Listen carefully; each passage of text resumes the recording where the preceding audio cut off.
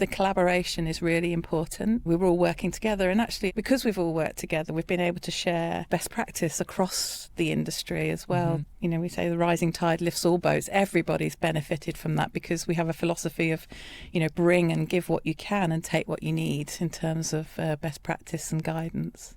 Right, and then you're also getting that consistency kind of almost as a byproduct, that's right, because someone's saying, well, we did it this way, and you're like, oh, that's a great idea, let's do that as well. Yeah. We have quite frequent knowledge shares. You know, it might be within an industry discussion, so how are you doing this? How are you assessing your own open data maturity or something like that?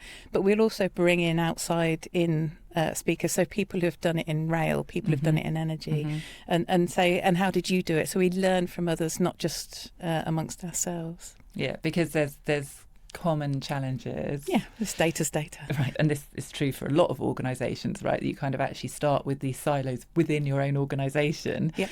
And you need to kind of break those down and share the information. But then within an industry, there's data, but actually then cross-industry, there's so much opportunity to share and learn 100%. And find new ways of doing things. That's really where the real potential lies. It's kind of like layers of an onion. The in-company silos, the intra-industry silos, and then the cross-sector silos. And actually, our real world is a interconnected system of systems. So if our data isn't operating in that way, then we're not truly reflecting the complexity of our real world. So some of our challenges require data from multiple places to come together to generate insight and change.